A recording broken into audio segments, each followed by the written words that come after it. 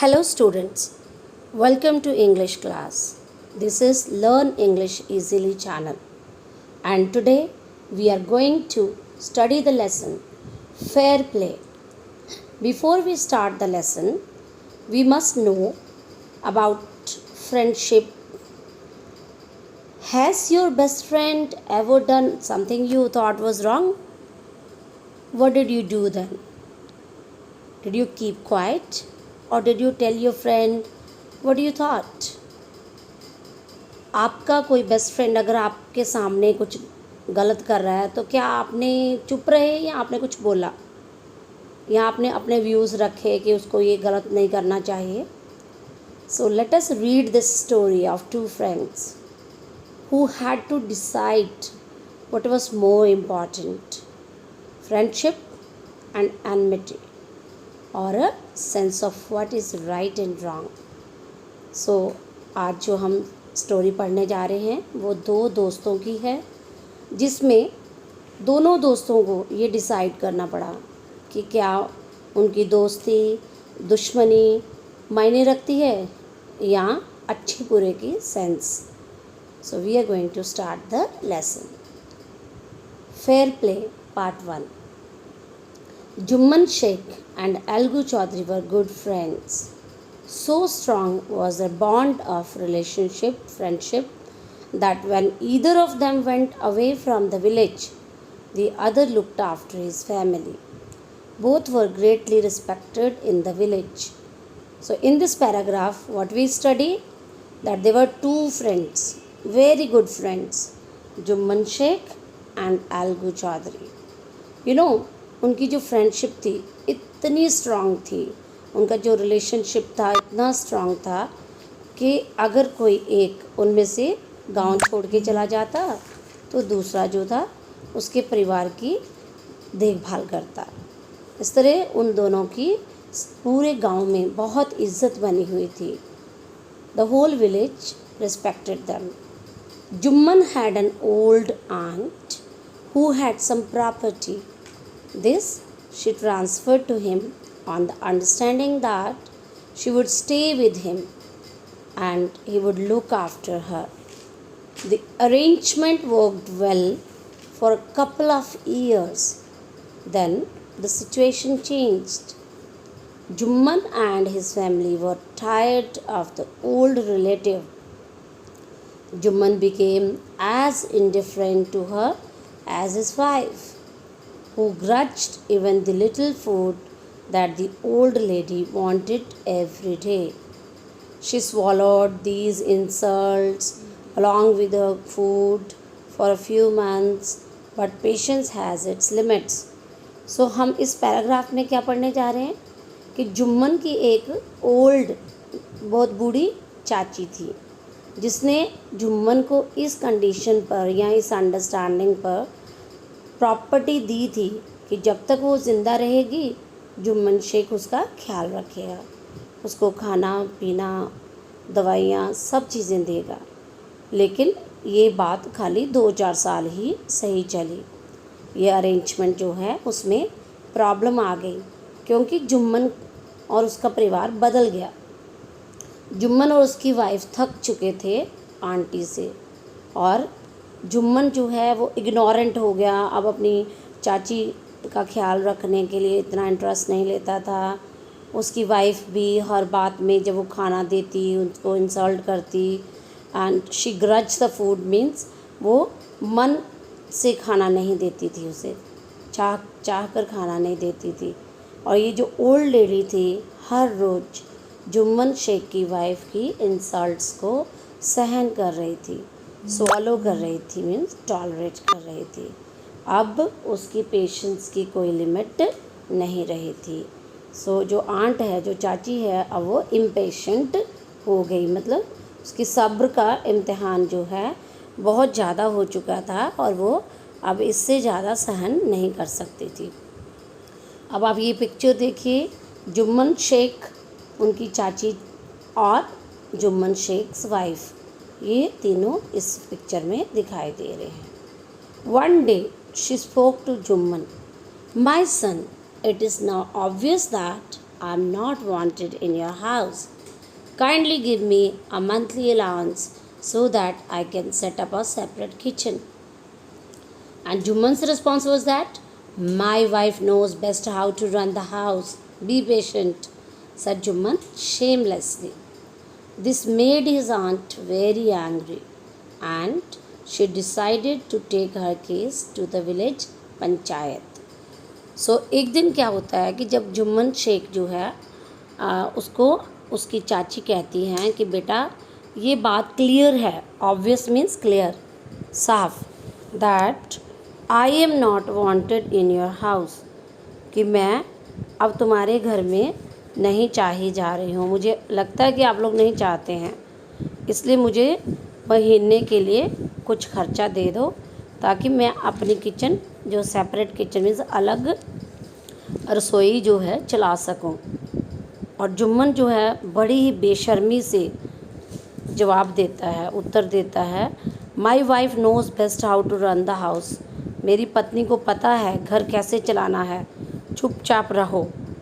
और इससे जो है आंट को गुस्सा आ गया, चाची को गुस्सा आ गया, और चाची ने सोचा कि अब तो मुझे ये फ़ैसला करना ही होगा, अब मुझे पंचायत तक अपना केस लेकर जाना पड़ेगा। और वो घर का मामला अब पंचायत तक लेकर गई। For many days the old lady was seen talking to the villagers, explaining her case and seeking their support. Some sympathised with her, others laughed at her, and a few others advised her to what to do to make it up with her nephew and his wife. At last, she came to Algu Chaudhary and spoke to him. You know, Chachi, Jumman is my best friend. How can I go against him? Algu said. But is it right, my son, to keep mum and not say what do you consider just and fair? Pleaded the old lady. Come to the panchayat and speak the truth, she said. Algu didn't reply, but her words kept ringing in his ears. So what we study now in this paragraph, that whenever the old lady, she felt that she was not wanted in the house, she wanted some monthly allowance, जो कि जुम्मन शेख मना कर रहे थे, तो जुम्मन शेख और उसकी wife ने अब आंटी को सहना बंद कर दिया था।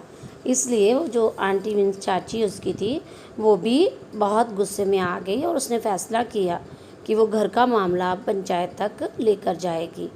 और इसलिए पहले तो वो गांव में कभी एक पर्सन के साथ बात कर रही है, कभी दूसरे गांव वाले के साथ बात कर रही है, अपना केस बताती है, कोई उनकी मदद मांगती है, तो कुछ तो उसके साथ सिंपैथाइज्ड मीन्स उसका रहम करते हैं, कुछ लोग उसके लिए तरस फील करते हैं एंड सिंपैथी फील करते हैं, दूसरे उस पर हंसते हैं, कोई उसको ये एडवाइस मीन्स सलाह देते हैं कि वो अपने नेव्यू मीन्स भतीजे और उसकी वाइफ के साथ दोबारा से कॉम्प्रोमाइज़ कर ले। मेक इट अप का मतलब है उनसे लड़ाई ख़त्म करके समझौता कर ले। लेकिन चाची जो है अभी वो ये नहीं करना चाहती है, और वो अलगू चौधरी के पास आती है और उसको अपना हेड पंच बनाने की बात करती है। तो अलगू चौधरी का आगे रिस्पॉन्स ये होता है कि चाची आप जानती हैं कि जुम्मन तो मेरा बेस्ट फ्रेंड है, मैं उसके अगेंस्ट कैसे जा सकता हूँ।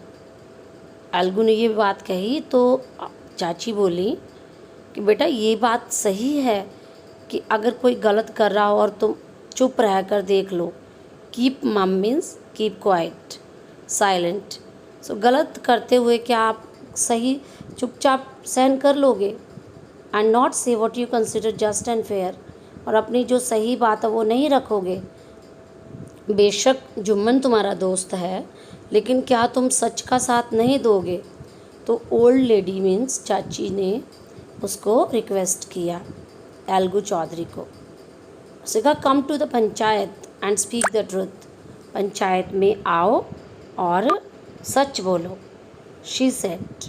Algu didn't reply. एल्गू ने कोई आंसर नहीं दिया, कुछ उत्तर नहीं दिया, परंतु ये जो शब्द हैं ये उसके कानों में जो हैं बजने लगे। Ringing in his ears means come to the panchayat and speak the truth. ये बात उसके दिमाग में जो है घर कर गई और वो उसके शब्द जो हैं, वर्ड्स हैं, वो उसके कानों में बजने लगे। Now we come to the part 2।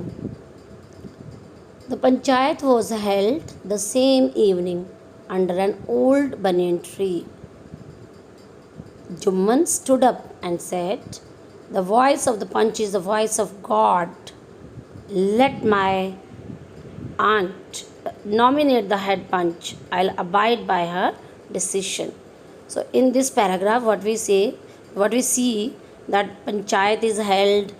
You can see the people, the head Panch and other people of the village sitting under the tree. So on that evening, a panchayat was held. Panchayat हुई एक banyan tree के नीचे और जुम्मन शेख जो है वो खड़ा हो गया और उसने कहा कि जो पंच की आवाज़ होगी वो परमात्मा की आवाज़ है। मैं अपनी चाची को बोलता हूँ कि वो किसी को भी अपना हेड पंच चूज़ कर लें और चुन लें। मैं उसकी बात मान लूँगा, मैं उनके फ़ैसले के हिसाब से ही काम करूँगा। नॉमिनेट करना मतलब सेलेक्ट करना, और abide by her decision means मैं एक्सेप्ट कर लूँगा, मान लूँगा। The panch knows neither friend nor enemy. What do you say to Algu Chaudhary? The old lady announced. Fine, replied Jumman, hiding his joy over this unexpected piece of luck. Chachi, you are aware of my friendship with Jumman, said Algu. I know that, replied the aunt, but I also know that you will not kill your conscience for the sake of friendship. God lives in the heart of the Panch, and his voice is the voice of God. And the old lady explained her case. So what we study that as the panchayat was held, and जो चाची हैं उन्होंने head पंच खुद choose किया, तो जो जुम्मन है उसने एल्गू से कुछ कहने की बात करी, कहना चाहा, तो चाची ने अनाउंस किया कि तुम एल्गू चौधरी को क्या कहते हो, क्या कहना चाहते हो? तो replied Jumman, hiding is Joy. Jumman बहुत खुश था कि उसके दोस्त को हेड पंच चूज़ किया गया है, इसलिए चाची ने कहा बेशक वो तुम्हारा दोस्त है और तुम सोच रहे हो कि वो तुम्हारा साथ देगा, ऐसा कुछ नहीं है। हेड पंच के लिए या जज के लिए कोई दोस्त या दुश्मन नहीं होता। और एल्गू ने कहा कि चाची आप तो जानते हैं कि जुम्मन मेरा दोस्त है। तो चाची ने बोला ये सब मुझे पता है, आई नो दैट, बट मुझे ये भी पता है कि तुम अपने ज़मीर को दोस्ती की खातिर नहीं मारोगे। कॉन्शियंस मीन ज़मीर, जो हमारा मन है, जो हमें हमेशा सच का साथ देता है, तुम उसको नहीं ख़त्म करोगे। गॉड जो है परमात्मा पंच के दिल में रहता है और पंच की आवाज़ जो है वो परमात्मा की आवाज़ है। ये बात ओल्ड लेडी ने अपने केस एक्सप्लेन करते हुए, समझाते हुए कहा। Jumman, said Algo, you and I are old friends. Your aunt is as dear to me as you. Now I am a punch. You and your aunt are equal before me. What have you to say in your defense? So Algo said, Algo ने जुम्मन को कहा, जुम्मन तुम और मैं बहुत अच्छे friends हैं, बहुत पुराने फ्रेंड्स हैं, बचपन के दोस्त हैं। Your aunt is as dear to me as you. तुम्हारी आंटी जो हैं, चाची हैं, वो मुझे उतनी ही प्यारी है जितनी तुम्हें। मैं अब एक पंच हूँ और तुम और तुम्हारी चाची मेरी आंखों में बराबर हैं, मेरे सामने बराबर हैं। इसलिए तुम्हें अपनी सफाई में, अपने बचाव में क्या कहना है? डिफेंस में अपना बचाव या अपनी सफाई देना। 3 years ago, began Jumman, my aunt transferred her property to me. I promised to support her as long as she lived. I have done all I could. There have been a couple of quarrels between my wife and her, but I can't stop it. Now my aunt is claiming a monthly allowance from me. This is not possible. That's all I have to say. सो जुम्मन ने बोलना शुरू किया और बताया कि 3 साल पहले उसकी चाची ने उसको प्रॉपर्टी दी थी. Okay, so she gave me property, transferred her property to me. और मैंने ये प्रॉमिस किया था, ये जुम्मन के शब्द हैं, मैंने ये वादा किया था कि मैं उनका तब तक ख्याल रखूँगा जब तक वो ज़िंदा हैं. लेकिन अब बीच में मेरी पत्नी और इनके बीच में कुछ एक लड़ाइयाँ हुई जिनको मैं रोक नहीं पाया और ना ही रोक सकता हूँ. तो मेरी चाची हम मुझसे महीने का खर्चा मांग रही है और ये पॉसिबल नहीं है, मैं ये संभव नहीं है, मैं ये नहीं दे सकता. सो यही मुझे कहना था. Jumman was cross examined by Algu and others. Then Algu announced, "We have gone into the matter carefully. In our opinion, Jumman must pay his aunt a monthly allowance or else the property goes back to her." So, Algu जो है उसने जुम्मन शेख की दोस्ती को importance नहीं दी, उसको प्रश्न पूछे और उसके बाद उसने अपना फ़ैसला सुनाया. और अपना फ़ैसला उसने ये सुनाया मैटर को बड़े ध्यान से समझकर कि उसके ओपिनियन में, उसके विचारों में, या उसका ये डिसीजन था कि जुम्मन को उसकी चाची को मंथली जो है खर्चा देना ही पड़ेगा, नहीं तो उसकी प्रॉपर्टी दोबारा वापस उसको चली जाएगी. Now the two friends were seldom seen together. और इससे क्या बदलाव आया कि दोनों की दोस्ती जो है वो टूट गई. अब वो दोनों बहुत कम एक दूसरे के साथ देखेंगे. Seldom means rarely. The bond of friendship between them was broken. उनके बीच में जो रिश्ता था वो टूट गया. In fact Jumman was Algu's enemy and wanted his revenge. अब तो यहाँ तक नौबत आ गई कि जुम्मन अलगू का दुश्मन बन गया दोस्त की जगह, और वो रिवेंज मीन्स बदला लेना चाहता था. Now we come to the part 3. Story इस तरह से चलती है कि डेज पास्ट. अब दिन काफ़ी दिन के बाद, बहुत दिन बीत चुके थे. And as ill luck would have it. So ill luck का मतलब बैड लक, बदकिस्मती से Algu Chaudhary found himself in a tight spot. Algu Chaudhary जो है वो भी एक मुश्किल में पड़ गया, डिफ़िकल्ट सिचुएशन में. One of his fine pair of bullocks died and he sold the other two Samjhu Sahu, a cart driver of the village. उसके पास बुलक्स का एक जोड़ा था, उनमें से एक मर गया तो दूसरा उसने समझू साहू जो कि एक कार्ट ड्राइवर था, और मीन्स एक उस ऐसा cart is also just like a carrier we can say और व्हीकल. सो वो कार्ट ड्राइवर को उसने गांव में ये दे दिया, अपना एक बुलक दे दिया, बुलक कार्ट चलाता था. The understanding was that Sahu would pay the price of the bullock in a month's time. अब इनके बीच में भी समझौता हुआ था, अंडरस्टैंडिंग हुई थी. द कंडीशन वॉज दैट कि वो 1 महीने में समझू साहू उसको अलगू को इसके पैसे दे देगा, इसका मूल्य उतार देगा. It so happened that the bullock died with in a month. हुआ ऐसा कि 1 महीने के अंदर बुलक की डेथ हो गई, बुलक मर गया. Several months after the bullocks death. अब बुलक के मौत के बहुत महीनों बाद भी, 1 महीने में पैसे देने की बात थी, लेकिन क्योंकि बुलक की डेथ हो चुकी थी तो समझू साहू ने अभी तक भी उसको पैसे पे नहीं किए. Algu reminded Sahu of the money he hadn't yet paid. So Algu ने याद दिलाया साहू को साहू यहाँ पर समझू साहू जो कि एक कार्ट ड्राइवर था विलेज का, उसने बताया कि आपको पता है कि आपने मुझे कार्ट उसके बुल्लक के पैसे देने हैं। Sahu got very annoyed means angry, annoyed means angry. Sahu को बहुत गुस्सा आ गया। I can't pay you penny for the wretched beast you sold me।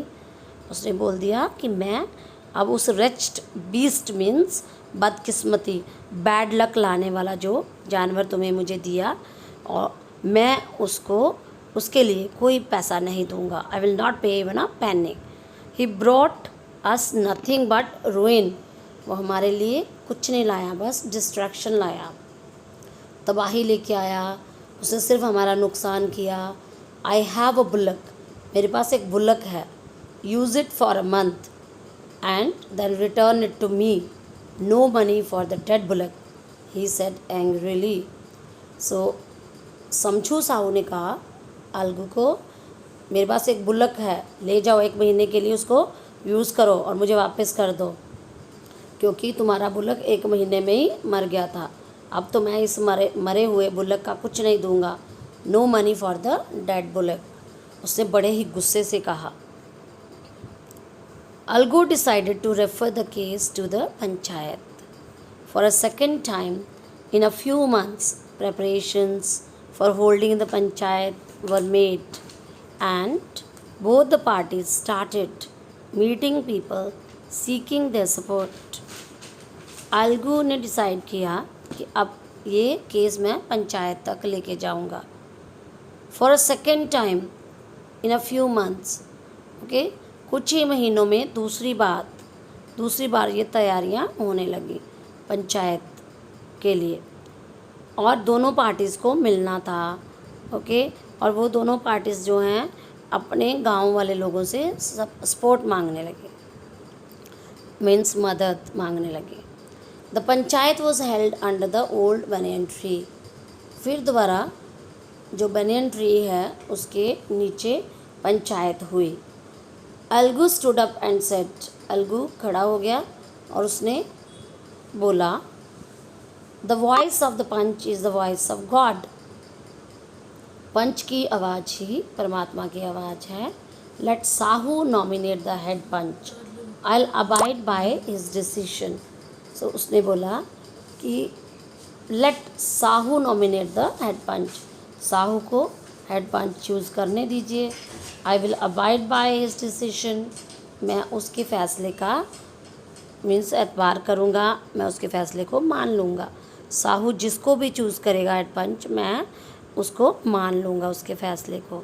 Sahu saw his chance and propose the name of Jumman Sheikh.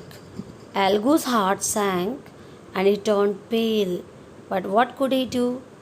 अब समझू साहू बहुत चालाक आदमी था। उसे सोचा कि जुम्मन तो एल्गू का दुश्मन बन चुका है, क्यों ना जुम्मन को ही हेड पंच चूज़ किया जाए ताकि वो बदला ले ले, okay. So he thought of taking revenge. So may be अब जुम्मन शेख मेरे हक में फ़ैसला देगा। सो एल्गू का दिल जो है वो धड़कने लगा। हिज हार्ट सैंक मीन्स दिल डूबने लगा, और वो पीला पड़ गया, उसका रंग पीला पड़ गया। अब वो कर भी क्या सकता था, क्योंकि उसने तो साहू को कह दिया था कि वो हेड पंच चूज़ कर ले। The moment Jumman become head panch, जैसे ही जुम्मन हेड पंच बना, he realised his responsibility as जज and the dignity of his office. So जैसे वो हेड पंच बना तो जुम्मन को अपनी ज़िम्मेदारी समझ में आ गई, एक जज की ज़िम्मेदारी और एक ऑफिस की शान, कि वो एक जज का काम कर रहा है, ना कि दोस्त या दुश्मन है। Could he seated in that high place have his revenge now. एक इतनी प्रेस्टिजियस, इतनी ऊंची जगह, एक हेड पंच की जगह पर बैठकर क्या वो बदला लेने की सोच सकता था। ही थॉट एंड थॉट, उसने सोचा और सोचा। नो, ही मस्ट नॉट, नहीं, उसको ये काम नहीं करना चाहिए। एक हेड पंच या जज की जगह पर बैठकर उसको बदला नहीं लेना चाहिए। So you can see the picture Again, the panchayat was held, and Jumman Sheikh was made the head punch.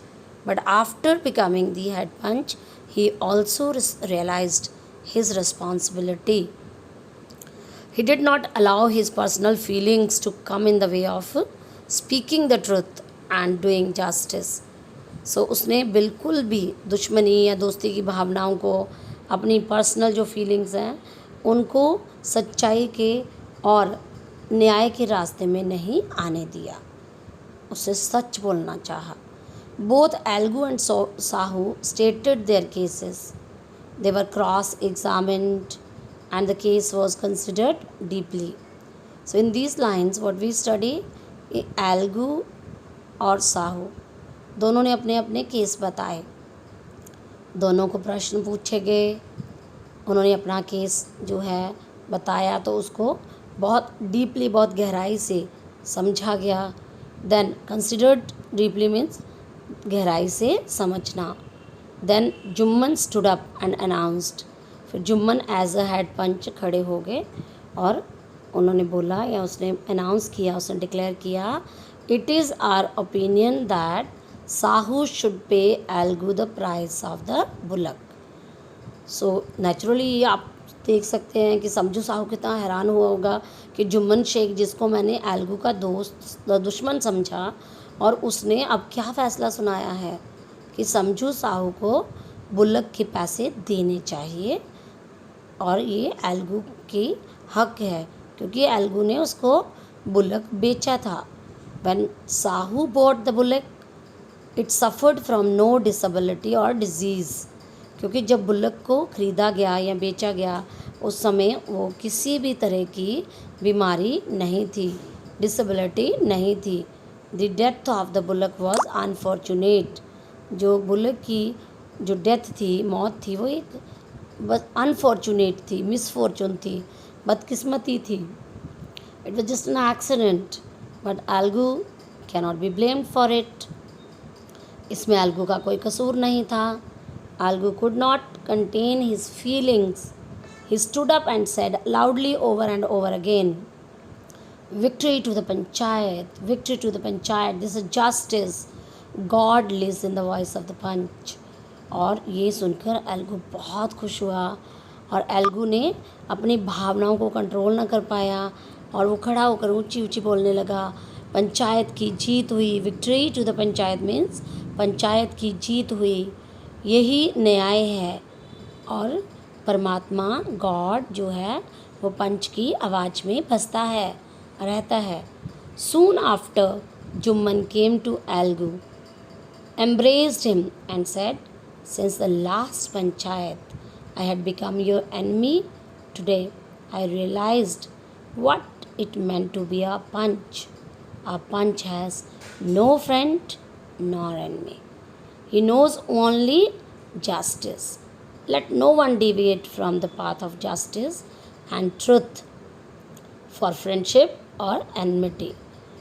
सो जल्दी से ही उसके बाद जुम्मन भी एल्गू के पास आया क्योंकि उसका दुश्मन बन चुका था. लेकिन अभी जुम्मन और एल्गू फिर दोबारा गले मिले.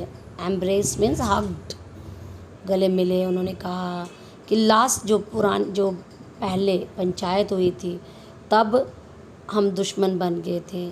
जुम्मन ने कहा मैं तुम्हारा दुश्मन बन गया था, लेकिन आज जज की कुर्सी पर बैठकर या एक हेड पंच बनकर मुझे समझ में आया, महसूस किया कि पंच का कोई दुश्मन या दोस्त नहीं होता है. वो सिर्फ जस्टिस जानता है, न्याय जानता है. और इसलिए किसी को भी दोस्ती या दुश्मनी के लिए न्याय और सच्चाई के रास्ते से नहीं हटना चाहिए.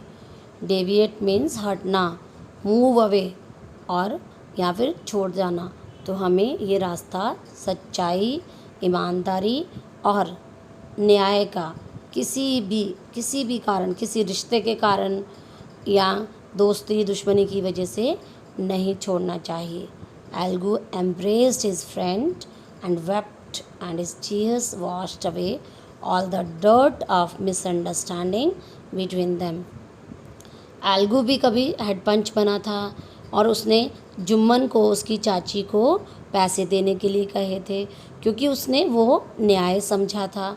और अभी दूसरी पंचायत में जुम्मन जब हेड पंच बना तो उसने, बेशक वो दुश्मन बन चुका था एल्गू का, लेकिन उसको जो सच और सही लगा उसने वही फैसला सुनाया, जो कि एल्गू के हक़ में चला गया।